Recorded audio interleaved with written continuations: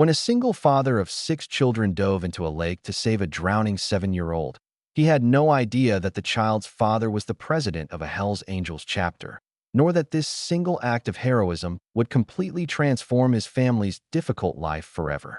What happened next defied every stereotype you've ever heard about motorcycle clubs and proved that family isn't always about blood. But how does a middle-class widower suddenly become brothers for life with one of America's most feared motorcycle organizations? Let's start with where it all began. The summer heat shimmers on the asphalt like liquid mercury as the thunder of Harley-Davidson engines announces the arrival of the Devil's Canyon chapter. Their chrome and leather cut through the peaceful lakeside morning like a blade through silk.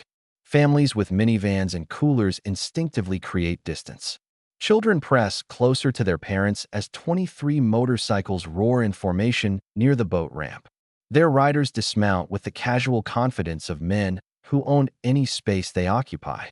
The smell of engine oil and cigarettes mingles with sunscreen and barbecue smoke, creating a thick atmosphere of unspoken tension and the promise of a day that will be anything but ordinary.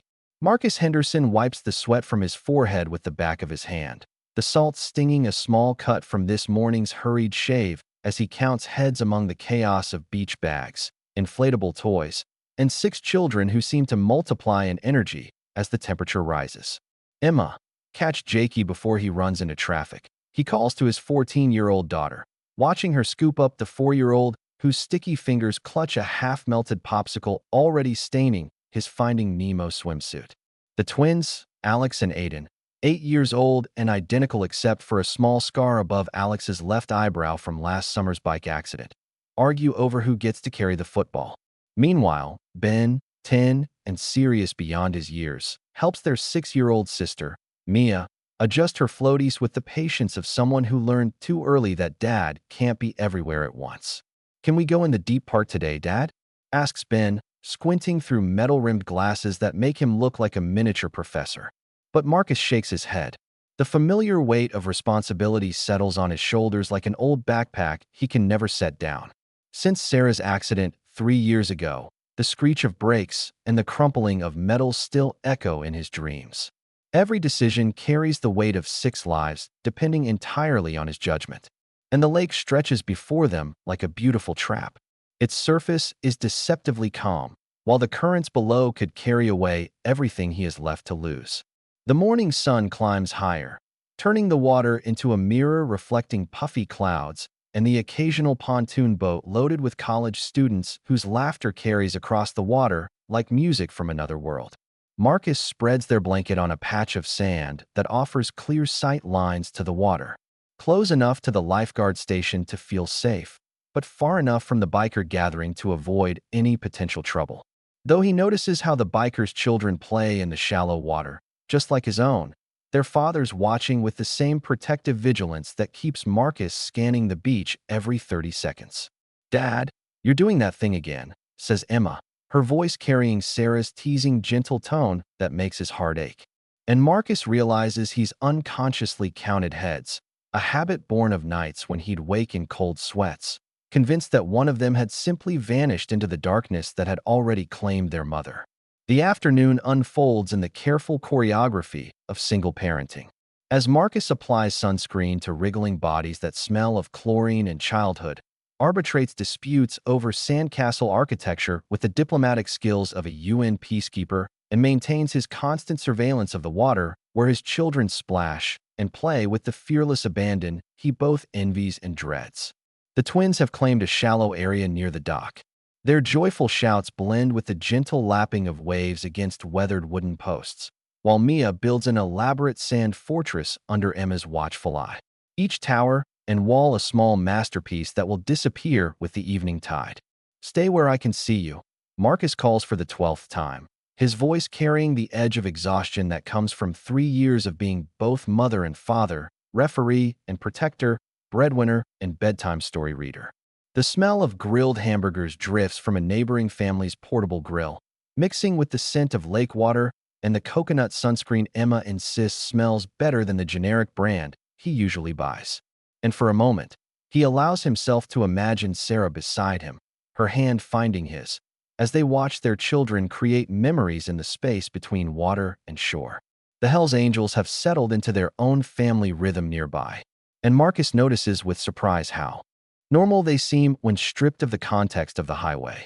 Fathers teaching sons to skip stones, mothers fussing over lunch preparations, teenagers rolling their eyes at parental warnings not to swim too far from shore.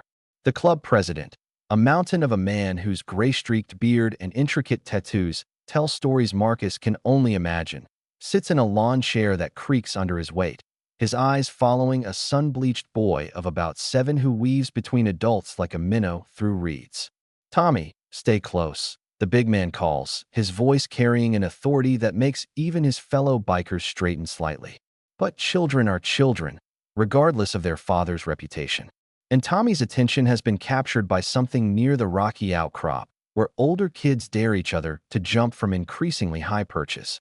Marcus watches the boy wander toward the deeper water with the casual inattention of a child who believes the world exists for his exploration and feels that familiar parental flutter of worry that every father knows, the split-second calculation of distance, danger, and how long it would take to intervene. The sun beats down mercilessly, creating a shimmering heat haze that makes the distant shore waver like a mirage. And Marcus wipes sweat from his eyes just as the lazy rhythm of the afternoon shatters like dropped glass. A child's scream cuts through the summer air, high-pitched and desperate, and unmistakably the sound of mortal terror coming from the direction of the rocks where Tommy had been exploring. And Marcus's blood turns to ice water as he sees the small form struggling in water too deep for 7-year-old limbs, too far from shore for small lungs, already fighting a losing battle against panic and the lake's treacherous currents. Time fractures into crystalline moments as Marcus's world narrows to a single point of focus. The drowning child whose small arms flail against water that might as well be concrete for all the purchase they find. His sun-bleached hair disappearing and reappearing above the surface, in a rhythm that speaks of seconds, not minutes before the lake claims another victim. The Hells Angels' leader's roar of recognition cuts through the summer air like a chainsaw through silence. Tommy ripped from a throat that has commanded respect through force, but now breaks with the helplessness of any father watching his child slip toward death, his massive frame frozen by the terrible mathematics of distance and time and the rocky shoreline that separates him from his drowning son. Without conscious decision, Marcus's body moves before his mind catches up. His sneakers hit the water in a splash that sends droplets flying like scattered diamonds in the harsh sunlight. The cold shock of lake water driving the breath from his lungs as he lunges forward through the surprisingly strong current that pulls at his clothes with invisible fingers. His own children's voices fade behind him. Emma's cry of "Dad" mixing with the twins' confused calls as muscle memory from high school swimming takes over. Each stroke a battle against water that seems determined to claim both rescuer and victim. His lungs burn as he fights through waves that taste of algae and fish and the metallic tang of his own fear. The boy is heavier than expected when Marcus finally reaches him. Tommy's body gone limp with the terrifying stillness of a child whose strength has been spent in futile struggle. His lips already tinged with the blue that speaks of oxygen-starved blood. And Marcus hooks one arm around the small chest while using the other to claw toward shore with strokes that feel like swimming through molasses. The current fights him at every movement, trying to drag them both toward the deeper water where the lake bottom drops into darkness. And Marcus finds himself praying to a god he hasn't spoken to since Sarah's funeral, bargaining with whatever force might be listening that this child, someone else's everything, won't die in his arms. The swim back feels eternal and instantaneous, a paradox of time where every second stretches like taffy while the shore seems to rush toward them at impossible speed.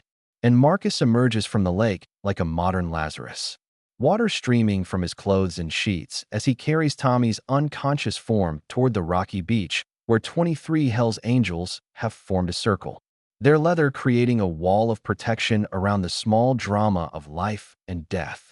The club president drops to his knees with a sound like a building collapsing, his massive hands trembling as Marcus lays Tommy on the sun-warmed stones and begins CPR with movements that feel both alien and familiar, pressing life back into lungs that refuse to respond while the bikers around them maintain a silence so complete that even the lake seems to hold its breath. Tommy's first cough sends lake water cascading from his mouth in a stream that carries with it the collective exhalation of everyone watching. And when his eyes flutter open with the confused wonder of someone returning from a place no child should visit, his father's sob of relief echoes across the water like a hymn of gratitude that needs no church to contain it. The big man's tears fall on his son's pale cheek as he gathers Tommy into arms that have known violence, but now tremble with the tenderness of narrowly averted loss. And when he looks up at Marcus through eyes reddened by terror transformed into gratitude, something passes between them that transcends the boundaries of social class, reputation, and the careful distances that separate different worlds.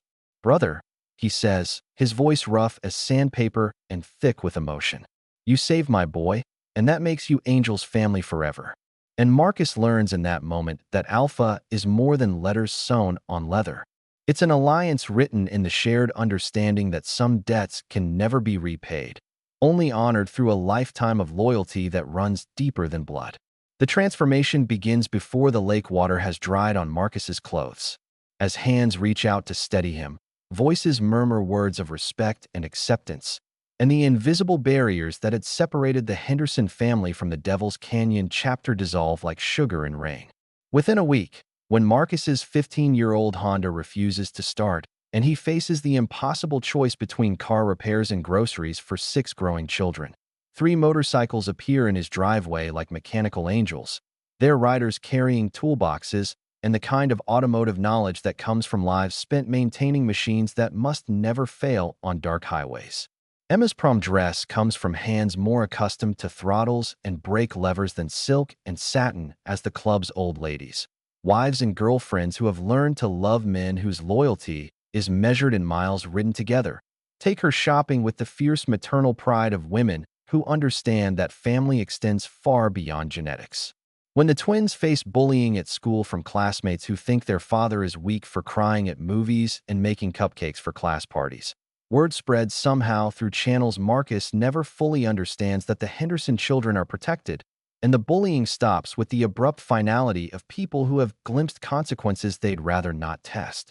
Christmas arrives that year, preceded by the rumble of engines as motorcycles line Marcus's quiet suburban street, their riders carrying gifts wrapped in newspaper and duct tape, but chosen with the careful attention of people who know the weight of gesture, who understand that love is expressed not in expensive brands, but in the observation that Ben needs books on astronomy and Mia has outgrown her bike.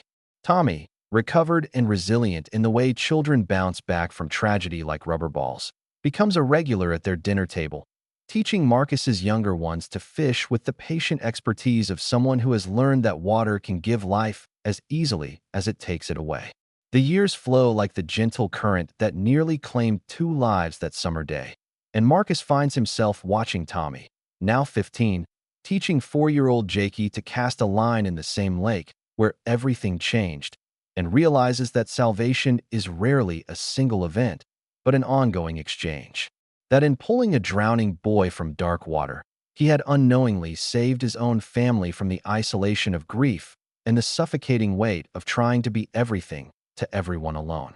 As the sun sets on the water that now holds memories of terror transformed into grace, he can hear Sarah's voice in the gentle lapping of waves against the shore, telling him what she had always known.